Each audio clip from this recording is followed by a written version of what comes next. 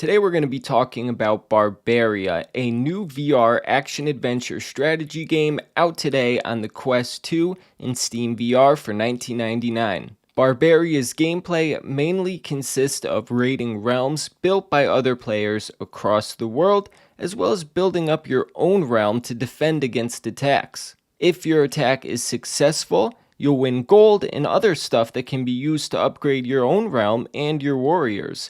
However, that is explaining it in the most simple terms possible. There are a ton of customizations, pretty much everything is upgradable, and while I've been playing it almost non-stop for the last few days, new stuff is constantly popping up. I'm not going to get into all of it because frankly, there's so much stuff I can't remember it all, or even if I can't remember what its purpose is. Like I have no idea what this thing's supposed to do, but there is a lot of stuff that I think is pretty cool. There are a handful of enemies you'll come across, each with their own unique abilities. The skeletons, for example, have exploding heads that they could throw at you and then regenerate. There are a lot of common weapons you'll use as well. There is an axe, a hammer, a bow and arrow, and rocks. There's a lot of other weapons, like you could throw these grenade things in later levels, but the basics are an axe, a hammer, a bow and arrow, and rocks. And I know the rocks sound like a stupid weapon, but they're actually a ton of fun to throw at the enemy, and considering they're everywhere, they're super handy in a tight spot.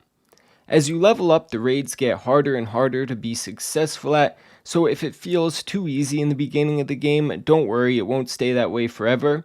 To complete a raid, you must break all of the gems and kill everyone in the realm before you die or your time runs out. To break the gems, you have to squeeze them for a few seconds and they'll explode. While that sounds easy, and it is at first, as time goes on and they're upgraded, they become harder to break, they take longer to break, and they're hidden better within the realm. Once a raid is complete, you could re-watch it from a bird's eye view. It's there to help you strategize, but personally, I just like using it to wave to myself. The mechanics are pretty decent. They are cartoonish and simple, but that's kind of what the game's about.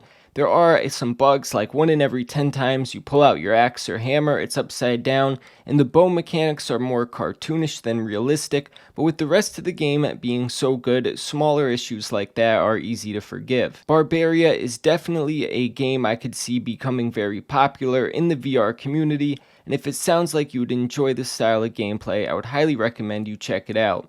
Thank you so much for watching, and until next time, this is Andy's VR Reviews.